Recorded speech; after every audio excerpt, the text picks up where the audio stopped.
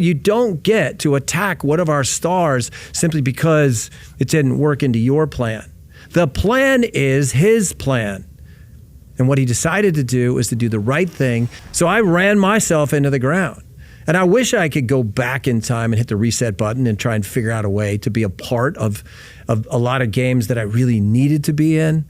Not that I wanted to be in or you wanted me to be in. When the time actually comes, what you need to do is to trust our manager, Mauricio Pochettino, that he does know what he's doing, that he is building a team appropriately, that he is keeping a couple of guys at bay. If you don't understand that and then you're married yourself to mediocrity, then fine.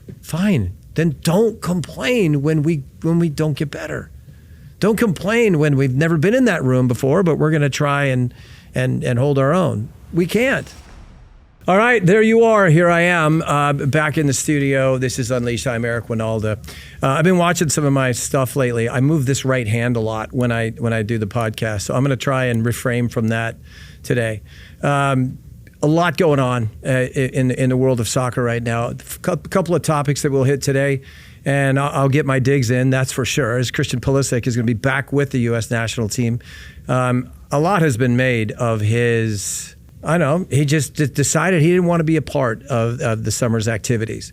And man, I just can't believe how quickly we've forgotten how some of you dumbasses freaked out. There's some of you were just absolutely losing your mind. You were challenging his character. You were saying he doesn't care about the national team. No, the dude cares about his body. And the fact that he had the audacity to say, hey, can you guys give me a break? You've been running me pretty hard for a while. I mean, everybody needs to get, their oil changed every once in a while. I mean, that's the way this works. You cannot sustain. And just because I'm talking to you, US fan, you wanted to see him and you wanted to make sure that he was on board with what you wanted. Screw you. That's not how this works, okay? You don't get to attack one of our stars simply because it didn't work into your plan. The plan is his plan. And what he decided to do is to do the right thing, take some time off, let the body heal. Wear and tear is a thing. And he handled it right. Hey, check this out. This is, just so you know, when this all went down and all of you were freaking out and Tim Howard and Landon Donovan and Jimmy Conrad and Herc Gomez had to prove that they're complete idiots about this stuff, this was me. All right, watch this. Watch this video. This is actually the message right when we found out he wasn't coming that I said to Christian directly. Here, watch this. Hey, just to make sure we're on the same page, I know you do afford it. I said that, but it's on me. You're my guest. It is beautiful out here, Chip. I played for the national team, man. I know what it's like to need a break. You need a break. You're our best player. And we need you to enjoy your time off. Someday you'll be doing this every day. Quick.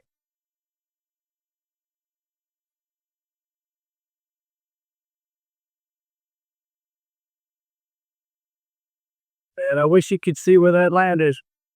You'd be happy with it. I'm putting for birdie. I really do hope you come out soon.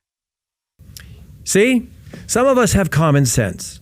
Now I get it. I'm a guy that's played in 3 World Cups, and I played in a lot of games that I shouldn't have played in because we didn't give our athletes an option. We just said, hey, we need you. We're promoting this. We're selling the game. There isn't a choice. There's probably 12 of us that can do it, and you better be there. So I ran myself into the ground. And I wish I could go back in time and hit the reset button and try and figure out a way to be a part of a lot of games that I really needed to be in. Not that I wanted to be in or you wanted me to be in, because that's how my body fell apart. And my career was over when I was 31 years old. So maybe when I get a little emotional about this or I get a little bit aggressive, it's because I, like a true parent, am trying to protect a child. That's what I'm doing. That's how I feel when we talk about these kind of things. And that's probably, a lesson learned for a lot of you that you now realize when you watch Christian Pulisic play in the Serie A and you look at the numbers and what he's been able to accumulate over the last couple of months.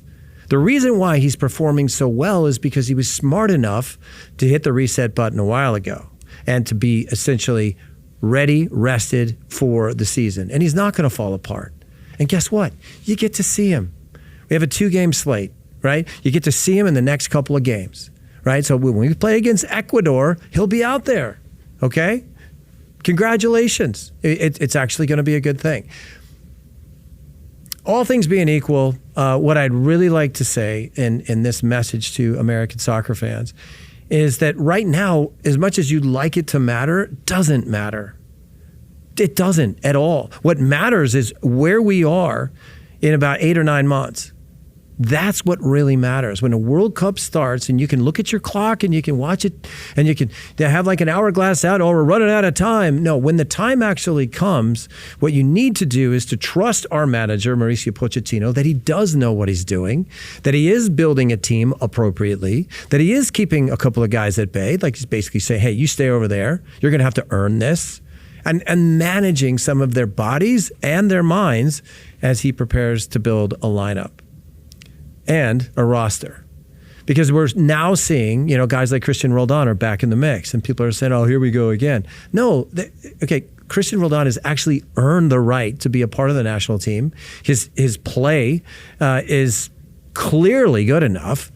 But does that mean he's a starter? Does that mean he's a second-tier guy, maybe even a third-tier guy? I do know this, that Christian Roldan will bring the right attitude and the right mentality, and he understands his function within a national team. So there's a good chance you might see him when that final roster comes out.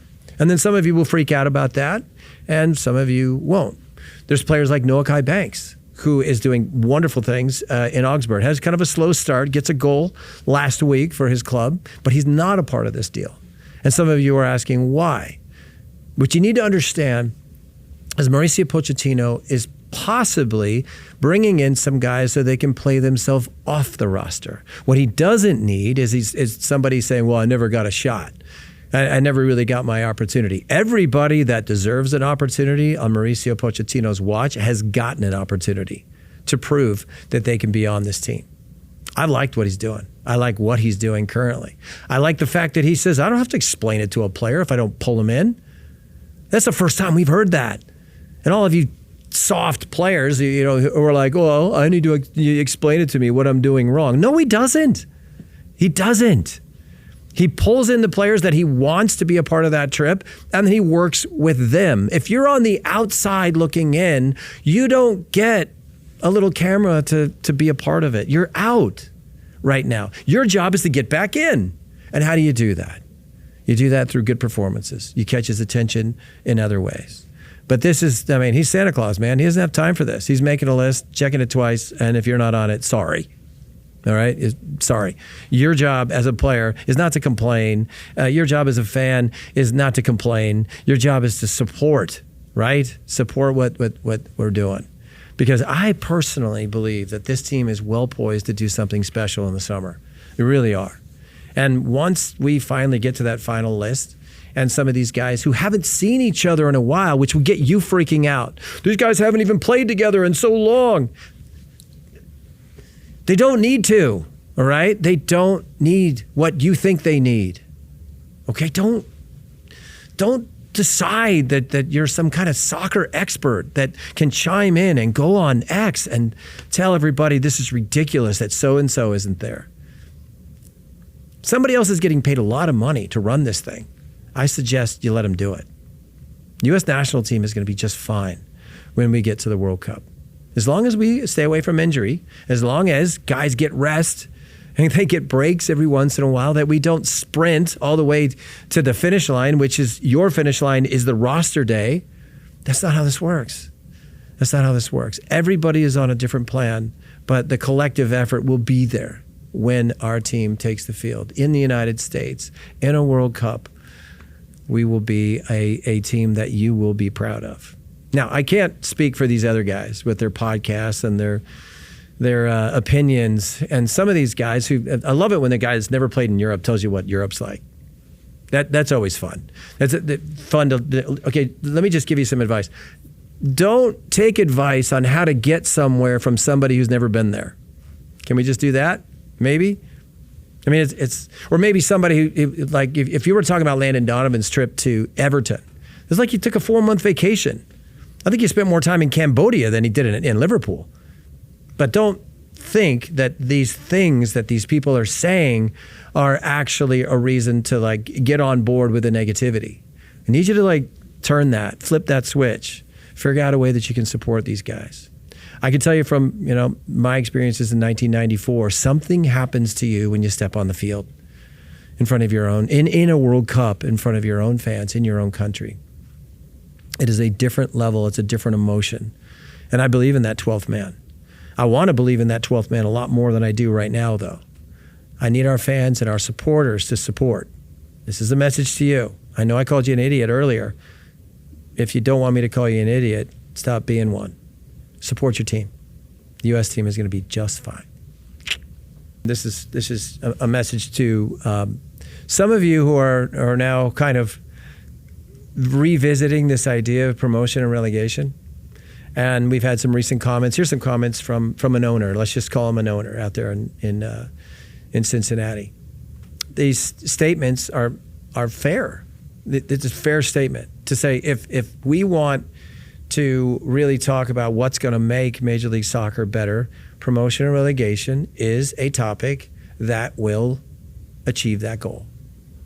Now, the Alexi Lawlesses of the world are going to chime in and say, build a better mousetrap, or you're asking guys who have spent a lot of money to let somebody else in for free. Yeah. Not for free. They're also spending money, Alexi. They're also trying to figure out their business. And when they do figure out their business and they do put an unbelievable product on the table, and it is getting it done in a lower division, and they've earned the right to play against the guys who aren't getting their business right, who don't seem to care if this thing is working or not. This is, entertainment-based businesses that it's really not about the competitive nature of sport. We need to do that. If we actually want to get better, there has to be a push from underneath. It has to be the teams that are trying desperately to earn the right to play against Major League Soccer teams who are not getting their business model right, who have hired the wrong people, who have hired from within, if you will. And this is a big complaint, and this is a big problem, because a lot of times when we look at what Major League Soccer provides, I kind of go this route. Well, it's provided a great opportunity for a lot of players from other countries to come here and be overpaid. Has somebody said that out loud? Does being a star in Major League Soccer make you a star? I don't know. Last time I looked up at the sky, there was a lot up there, and I didn't see everything. But those little ones way behind the other ones that you probably need some sort of telescope to see are the kind of stars you're talking about. The stars that shine incredibly bright because they are performing at the highest level in a league which has the ideals of promotion and relegation. That pressure alone makes the football better. If you don't understand that, and then you're married yourself to mediocrity, then fine. Then don't complain when we don't get better. Don't complain when we've never been in that room before, but we're going to try and hold our own. We can't. We don't even know what that room's about. It's our first time in there. Some of these analogies probably aren't working for you, but you don't get it anyway. So it's kind of a hard thing to explain. Promotion and relegation will happen in America. I commend those at USL who have already entertained the idea of making it happen, and they're looking at the structure right now. Creating a bubble with 32 teams in it and you're not allowed in, that's called a country club. And the best golfers aren't always in the country club. They're the ones that will take all of your money if you let them through the gates and let them play 18 holes. And you'll walk out of there without a wallet. And if that's the way you see it, and you look at it as such a negative, that's not the way the world works, especially in our sport. When you let those guys in and you play against them, what happens? You realize that you need to get better if you're going to be competitive. You can't just play against the same damn teams over and over again with a bad TV deal with no one watching and say, this is major. No, it's not. It's not even close. So for all of you folks out there that don't think promotion and relegation is coming, or you're afraid of it, or you think that the people who are spending all this money anyway, who probably could use the tax write-off, if they're not on board with it, anybody that wants soccer to get better in this country is on board with promotion and relegation. So Put your seatbelt on. Get ready. It's coming.